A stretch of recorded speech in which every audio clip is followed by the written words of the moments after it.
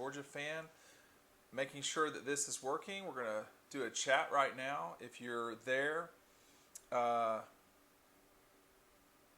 let's make sure that you go ahead and send me your questions. I'll do the best I can in answering them. Georgia with 7 players selected in the 2020 NFL draft. And, it really wasn't that bad of a day for the Dogs, generally speaking. Certainly for a lot of guys that would have liked to have gone better, higher, I guess you could say. But, that's sometimes how it can go. I mean, there are no certainties in the NFL draft. This is one of those things where, I think particularly Jake Fromm, if he had it to do all over again, maybe he would make a slightly different decision. But there was plenty going on behind the scenes with Jake. I mean, Jake always wanted to go to the NFL. I mean, that's something that we reported about at Dog Post for some time. And that he went and didn't go as high as he would have liked to have gone, just shows how complicated the decision can be to go in the NFL draft. I mean, it's just one of those things where, you hope that you're making the right call. And a lot of people, one person in particular that I spoke to today said, how can you know what the right decision is before you even make it? I mean, I think looking back on it, again, I think Jake would like to go higher for sure. But you also saw almost a 100 pick session there where there were no quarterbacks taken with the exception of Jalen Hurts, and that made no sense to me personally. Just no sense. But that's me, and I wouldn't have done that if I were the Eagles. But again, I'm not sitting here acting like I'm the smartest person on earth regarding all these things. If there's something that you want to ask me, go ahead and do so. I want to make sure that the audio is coming through, which it sounds like it is from what I can tell. Okay, good. And of course, I'm trying to multitask here all at once. What teams beside the Bills could Jake Fromm have gone to? Well, I mean, there were only so many teams that were looking for a quarterback, so that was part of the problem for Jake. Jacob, a lot of different people. I mean, we've gotten to the point in the NFL where the quarterbacks really have settled down for a while. I mean, you've got relatively young guys. I would include Dak Prescott in this. So you got Dak, Deshaun, obviously the quarterback in Kansas City, and now in Charlotte with the Panthers, you've got a relatively young guy. I mean, there are older guys. Roethlisberger. If I were the Steelers, I would have taken a quarterback in this draft just to see. But there's so many sort of guys that are already there that there wasn't a huge market for quarterbacks. And I think Jake went 8th overall on the quarterback side of things. That's just not ideal. Here's a question. Do you think we'll have a season this year? Well, that's a good question. I do think that there will be a season, and the way you put it is probably a very good way to put it, which is this year. I would say that means the academic year. So this is a long, drawn-out thing, and if there's other questions, I'll try to take them too. But generally speaking, what's going on, I think, right now in college football, professional football, and everything is everybody's trying to figure out how to make it happen. And that's easier probably said than done. But we are still almost about 5 months, maybe 4 months or so from college football having to kick off. So we've eaten into about a month and a half of this knowing what was going on. You would have to think that 4.5 months from now, we'll have things more settled down. My suspicion, obviously suspicion and speculation completely, is that sometime at the beginning of October, Georgia will be playing football. I don't know if that means that they will be playing it in front of fans. My suspicion right now, and what I believe will happen as of today, and things can always change, is that they will have a 12-game season. They will play the 12 games, and that right now I think there will be fans in the stands, but I'm not certain that that's going to happen. I do think they will play, but I also think there is a possibility that they will not play this calendar year. I am skeptical that we're going to see winter football or spring football. I think it's going to be late fall at worst. I do not think this thing's going to be canceled. I also think to some degree that the NFL is something that college football wants to see go first if they can. So backing this thing up by 2 weeks still gives you a huge football season, the entire thing. I think the complicated part about all of this is that you have an entire country with 50 different states and obviously zillions of municipalities. California in particular, that is the site of the semifinal game this year, the Rose Bowl. And if California is not permitting large crowds in 2021, you could have some real complicating things going on there, and you can always change where a semifinal is. But the SEC is not going to wait around to see if the Pac-12 is going to play or the Big 12 or even the ACC is going to play. They're going to play, and they're going to try to play in the safest way possible. But they're not going to wait around. You've got, and this is just, you've got, I think there are 11 SEC states. 9 of them have GOP governors. And the GOP governors are have shown already. Brian Kemp specifically in Georgia and DeSantis in Florida, but specifically Kemp, that they want things to move forward. I'm not saying what is right, what is wrong, but that is the reality in the SEC's footprint. And I think Louisiana and Kentucky are the only 2 that do not have GOP governors.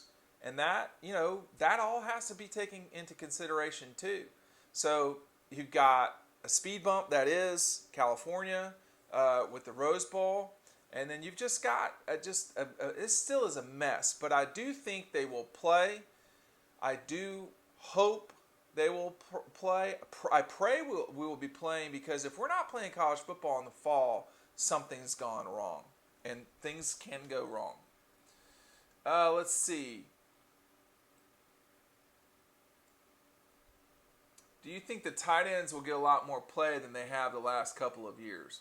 Well, you look at I got a board over here, and I have all the scholarship players at Georgia. And when you look at the situation, you got McKitty coming in, Washington coming in. Those 2 guys, particularly Washington, could change, you're talking about Washington is not a normal college football prospect, particularly a freshman, and he's going to have to earn his way onto the field, etc. But there's no doubt that that those guys, that Washington in particular is going to be a weapon. The question is, how much more will Georgia throw to the tight ends? That's hard to know right now coming in the spring, but my suspicion is that it will be more than it has been in the past. Washington's a good player. You got Godey, Seether, Fitzpatrick, and McKitty. That's 5 scholarship guys. You would think that would be something that would happen more often, but the receivers are better than the tight ends. So, will they have it more? Maybe, but will they have more than the wide receivers? I kind of doubt it.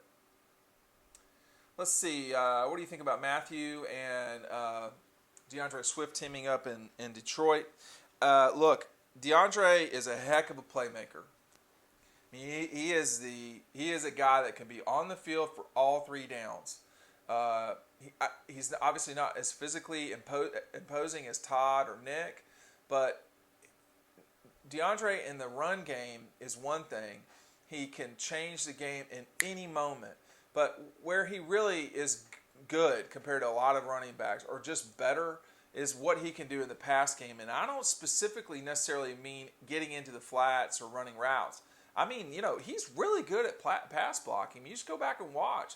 So, for Matthew, that guy has dealt with it for the longest time. It's disappointing to me that Matthew has had to deal with what he's had to deal with in Detroit. Because he's one of the most exceptional quarterbacks of this past decade, and he's at a franchise that's still trying to figure things out. They're not. It's been bad. The Browns have been bad. The Lions have been bad. He got him to the playoffs once. He needs help, and Swift will help, but it's all the other parts too. And I'm a Matthew fan. I dealt with him quite a bit in the 2 decades ago, I guess it was. So I'm a Matthew fan, but he needs help for sure. A couple more questions here. Swift should have gone in the first round. I mean, I'm not going to necessarily argue about that. Players you were shocked that got drafted. How is Georgia going to put a new offense and new quarterbacks with no practice go basic with a few plays or what? So it's a good question. There's going to still be the acclimation period, what's called the acclimation period by the NCAA. That's going to happen. So you've got to have that month that they will have. I think you're probably going to have a 6-week run up to college football. You might not get 6 weeks. You're definitely going to get 4 because that's how it always has been, and you're really running the risk of guys getting hurt and not being ready if you only go for 2 weeks. I mean, there's no way. So it's going to be a 4-week run up to college football. And then from that point forward, are you going to get the extra 2 weeks that you missed in spring football? 2 weeks of the 4-week run up is what's called fall camp. And it sounds like it's official. What it really means is the entire 2 weeks of that is totally focused on football. There's no school. There's none of that stuff. I think you could see, in theory, a 4-week or a 3-week fall camp where programs get the entire time to focus on what they missed out on in the spring. But your question is what Kirby has been concerned about. I mean, he is not shy about saying that he's worried about Jamie Newman, Stetson, Dwan Mathis, and Carson Beck. Those guys are all, obviously Jamie Newman has experience playing as a college football quarterback starting, but the other guys don't. And I'm not going to say, Jamie is clearly the favorite to win the job, but I'm not going to sit here and act like I know what the future is going to be at that position when we haven't even had a practice. So I do think that you're going to have a lead-in time, and I think that that's something that folks need to watch and get ready for. Let's see.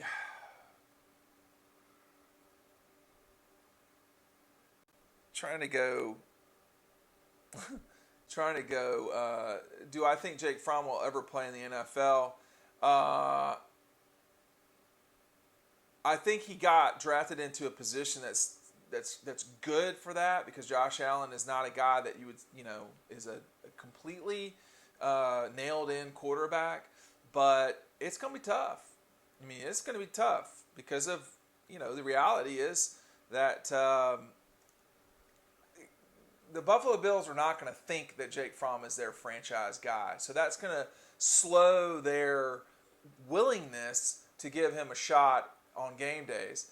He was going to play no matter what at Georgia in 2017. We just didn't know, and no one would have known. If you say that you knew, you're lying, that he would just take it and run with it. He won't get that opportunity in the NFL either, really, because if Josh Allen gets hurt, he's going to come back. They got a 16-game season. Jacob Eason got hurt and came back by the Vanderbilt game. That was about a 6-week injury, something like that.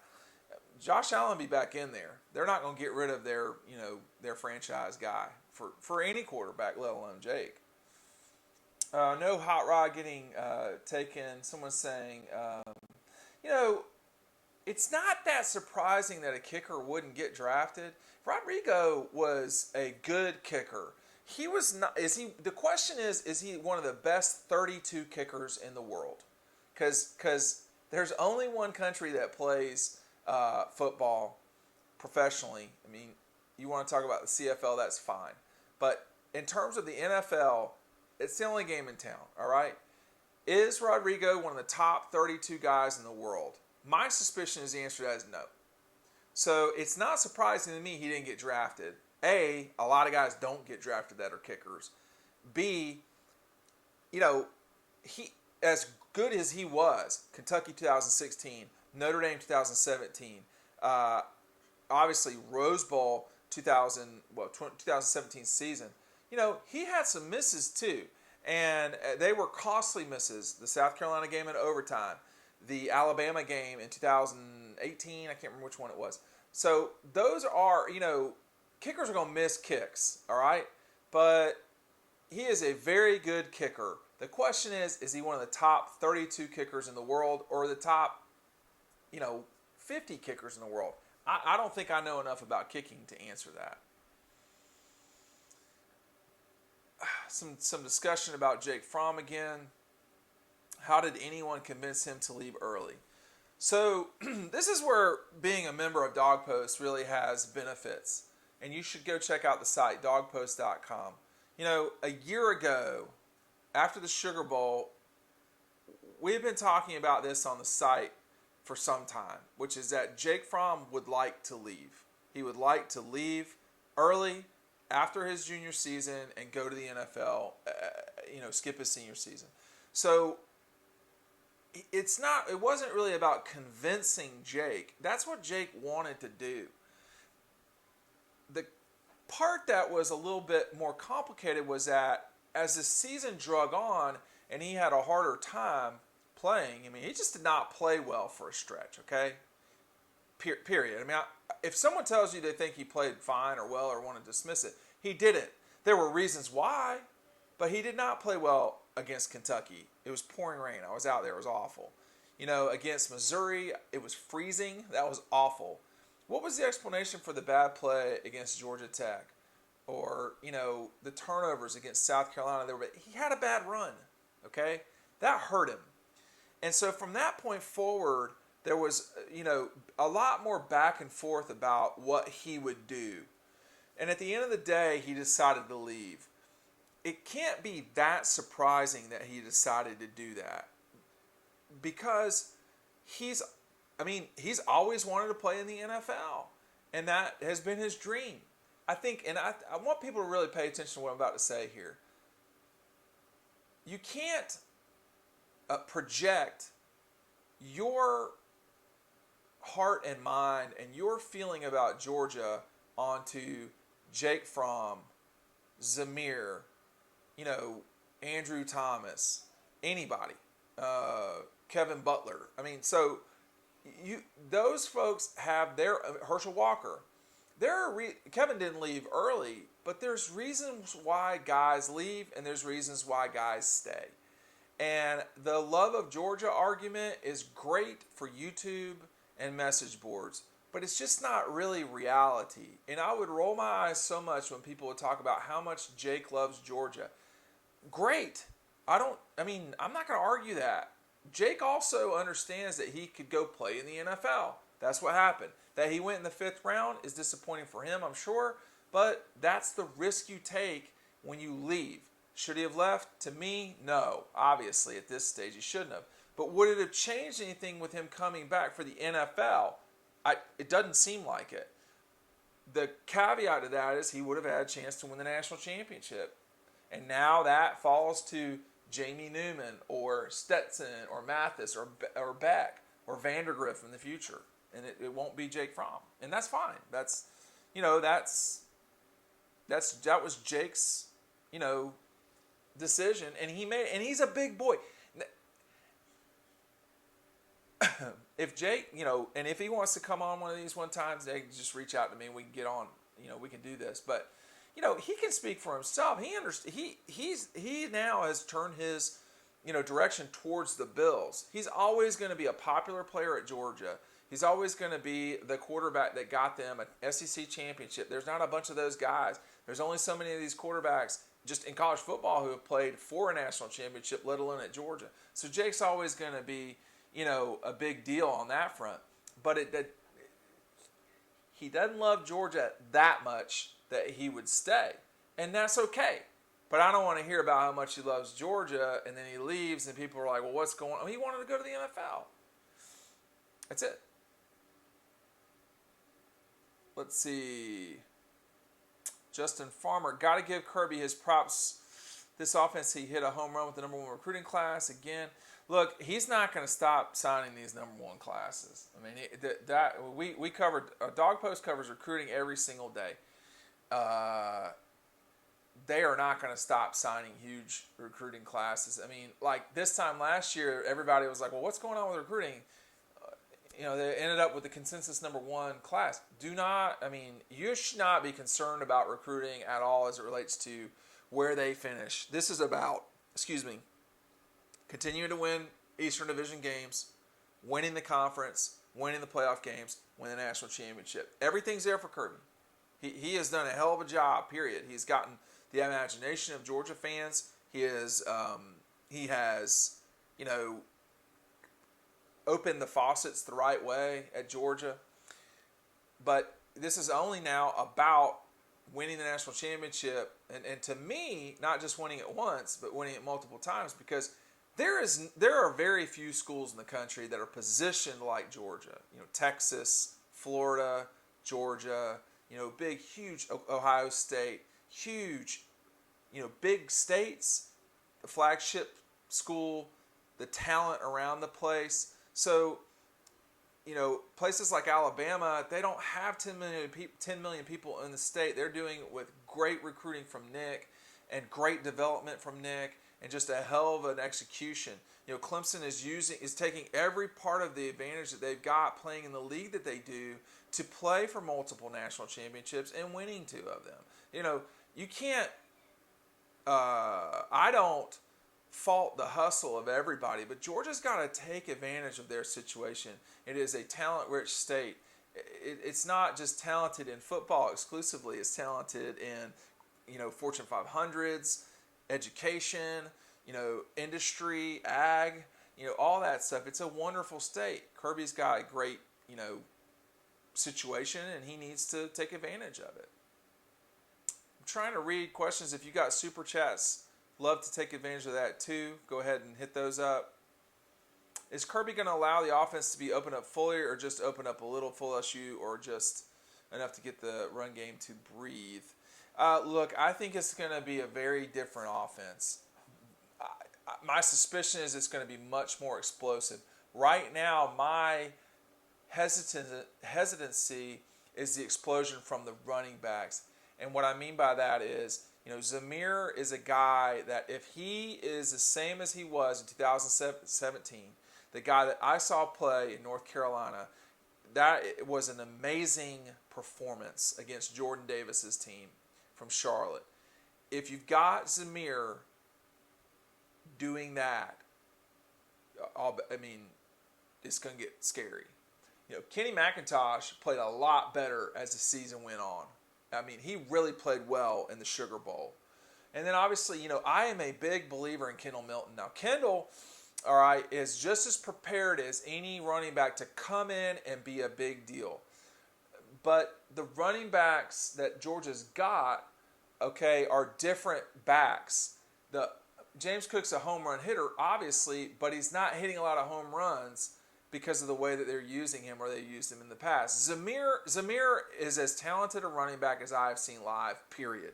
Nick Chubb, Sony, not Todd, but he is as gifted as I've seen. Now that we're 2 years out of the ACL, is that different?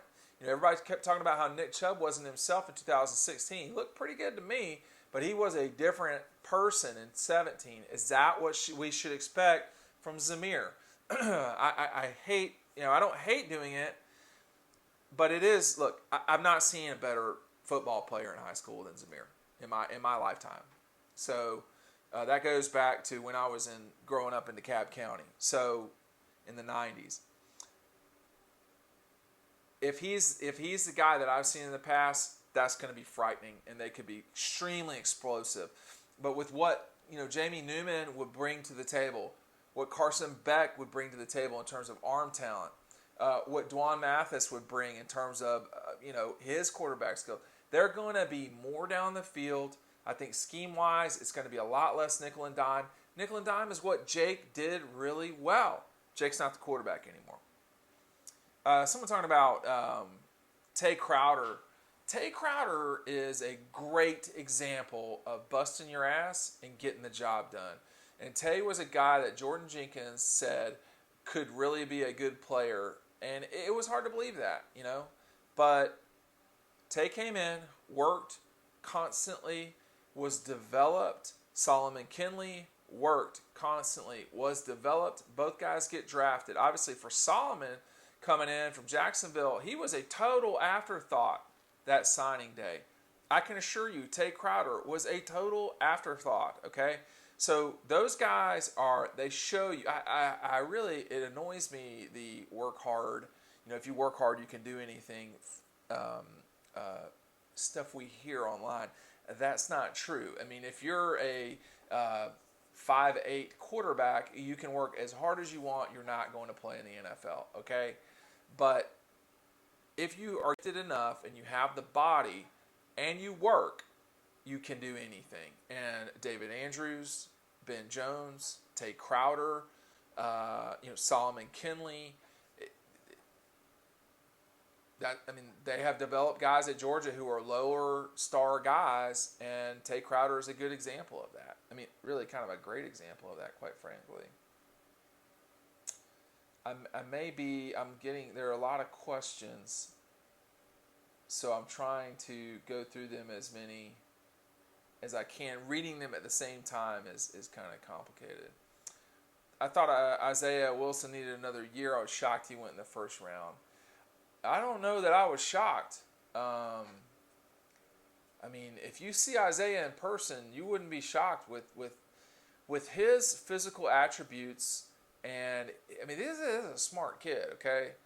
With his physical attributes and the way that he only played 2 years at Georgia. That means you're getting him young, not a lot of tread off the tires. He's a very likable person, and he's mean sometimes out there. He loves to celebrate touchdowns. I see a lot of stuff on the field that y'all don't see because you're 30 yards from someone, or in some cases 2 feet. But Isaiah was a guy that really played well. He'd have been a left tackle at Georgia this coming year if he'd stuck around. But clearly Isaiah made the right move, and that's just all there is to it. I'm extremely happy for him. Another guy that he was a 5-star guy, but there's only 32 first-round picks. And to be a first-round pick, even as a 5-star, you're really doing something right. Why did J.R. Reed go so low? He has been one of the... Well, J.R., is 25 years old. And that's old for the NFL.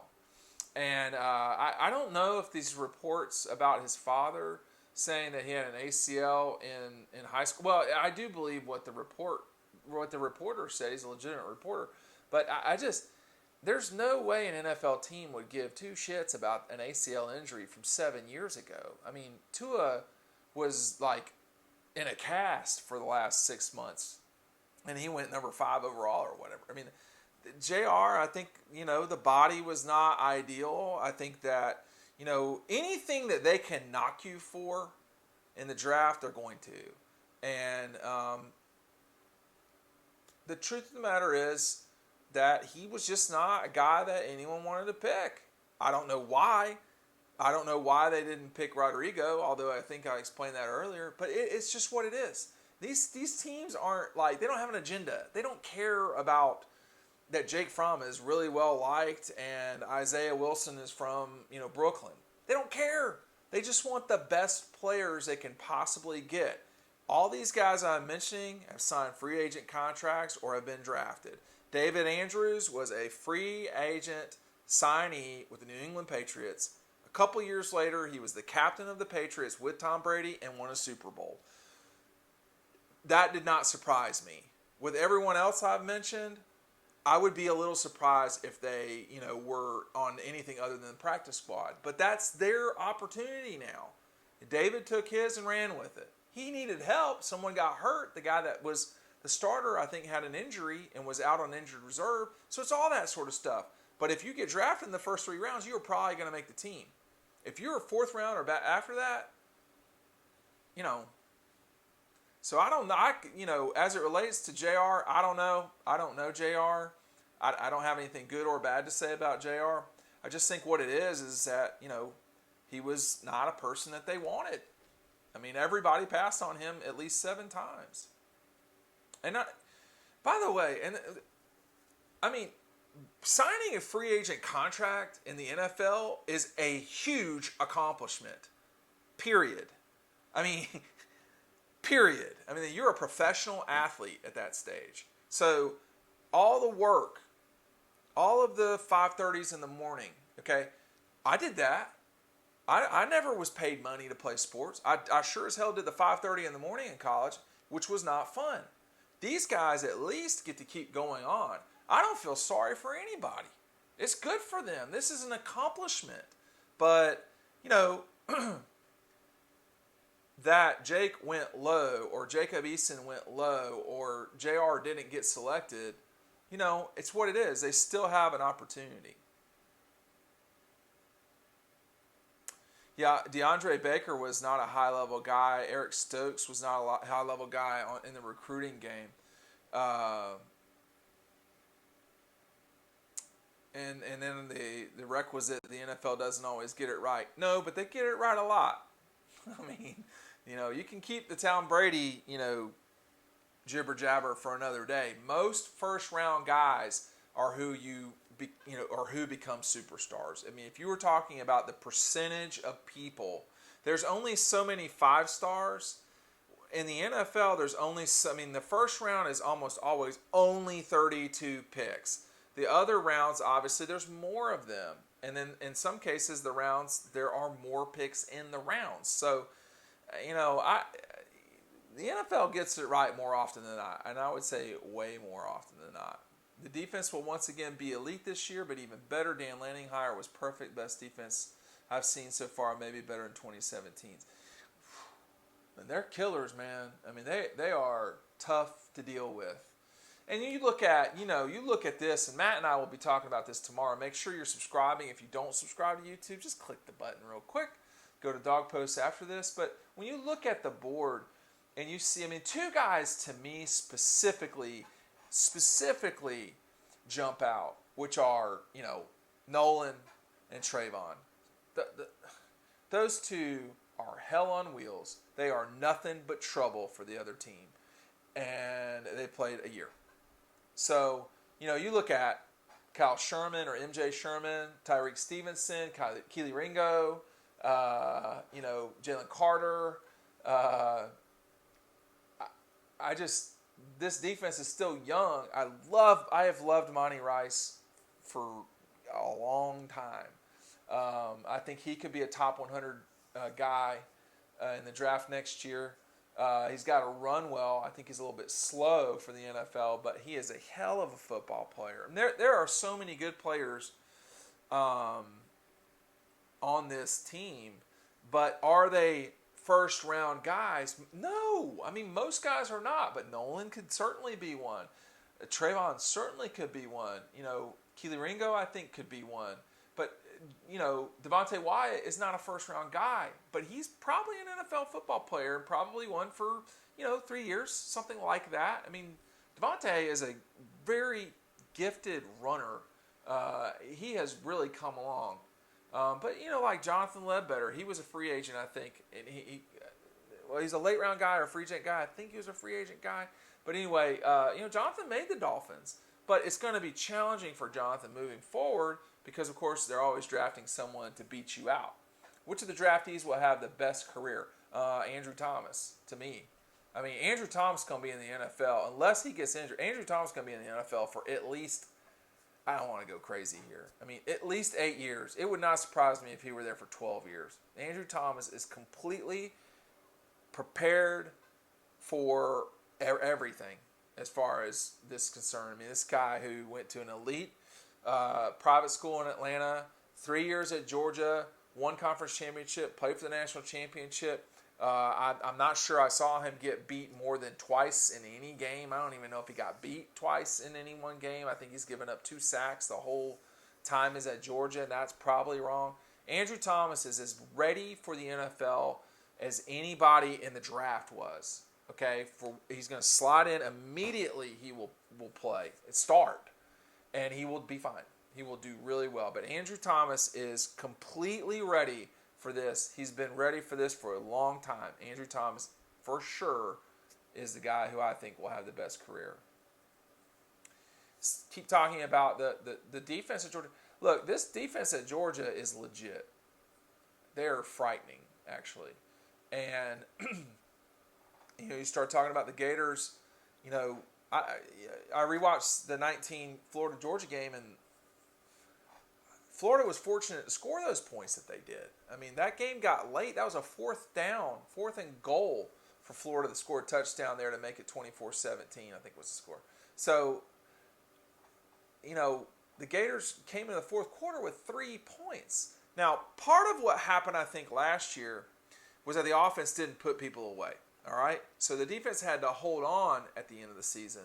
Or, from the Carolina game on. In some cases, Notre Dame game, So the offense didn't do its part a lot of the time. What happens when they start scoring 38 points a game rather than 31? That'll be a big difference. In 17 and 18, every Georgia game after the Notre Dame game in 17, and with a few exceptions here and there, second part of the fourth quarter, there was no confusion about who was going to win. Usually the second part of the third quarter, there was no confusion about who was going to win. I mean, think about the beatings that Georgia put on teams. Kentucky, Missouri, teams. I mean, these games were just not close both years. In 19, they were scrapping for every single game. After the Notre Dame, obviously, the South Carolina game, they lose. Kentucky, it took them the second half. Obviously, in the fourth quarter, that game was done, but the Florida game was tight at the end. Texas A&M, Auburn. I mean, it was just, to some degree, Baylor, if you want to say that. That Baylor game, I don't think that was the best game that Kirby Smart's ever coached, but taking what he had and not permitting any distractions, there was no J.R. Reed at that game. Andrew Thomas wasn't there. Isaiah Wilson wasn't there. If you weren't playing in the game, you weren't there. So there were no distractions, if you want to call it that. That's the word that was used. But that was one of the best games that Kirby had in terms of landing the plane. They were the better team. They had 13 guys out. 3 starters on both sides of the ball were missing for this game. The distractions, all this. And they went in there. They took care of business. They executed a game plan that was pretty simple. We're going to throw the ball to George Pickens. Oh, by the way, he definitely is a first-round guy. Number 1 overall? No. But not a question, but no. Because you don't want to do that with a receiver. But they did exactly what they needed to do to Baylor. They whipped their ass physically. The defense was not permitting anything. But I think what you saw in 19 was the offense didn't push out leads enough. Auburn, Florida, Notre Dame. The offense could have ended games, and they didn't. And look, that can happen. But in the near future, the offense is going to have to play better. Alabama game is going to come up fast. It's the 3rd game of the season. What are your thoughts? Well, they're going to be the underdog, no doubt about that. But Alabama has questions too. There's so much we don't know. Are there going to be fans there? If there's not going to be fans, that really takes away a lot of the advantage for Alabama, no doubt. I'm not sure Alabama's the better team. But, their quarterback has played with them more than Jamie Newman or any Georgia quarterback has played with Georgia. So, multiple games as a starter, etc. But, this going to really be about can Alabama do what it wants to do offensively against Georgia's defense? That's going to be a challenge. That's going to be a challenge. This is not the same Alabama that we've seen in the past offensively. This is not the same Alabama we've seen in the past defensively. This is not the same Alabama. Bama fans, go ahead and trigger yourselves, but you know it's true. At the same time, this is not the same Georgia offense, and we don't know if that's good or bad. I mean, at least with Jake Fromm, you had a knowable known. We have a known unknown right now, which is who is the quarterback and how is the run game going to progress. The offensive line seems to me to be fine. I think the receivers could be serious killers at Georgia. Pickens is nothing but trouble for the opposition. You got one killer. That makes other guys, that can be complicated for other teams. So I think Georgia, Alabama should win that game. But I'm not as certain that that's what's going to happen for sure. And the truth of the matter is, that's another reason why I think they're going to play 12 games. Alabama's got to play USC in the opener. That is a $6.5 million guarantee that Alabama gets paid when they play that game. Georgia, $4.5 million guarantee against Virginia to play that game. They don't play those games. Not only are you not collecting that money, which totally matters, but you are not getting ready for the season, and that's kind of complicated. Okay, last couple questions. If two quarterbacks were battling for the quarterback position, who do you think would win, Jamie or Dwan Mathis? I mean, right now, I think it would be Jamie Newman. I don't. The issue with Mathis is I don't know enough about Mathis because when he practices, it's limited. Even before games, often he doesn't have pads on. So, the main thing for Dwan Mathis was getting healthy. And, I am skeptical that 2020 will be the season that Dwan Mathis will be the starting quarterback at Georgia. It could be beyond that, certainly.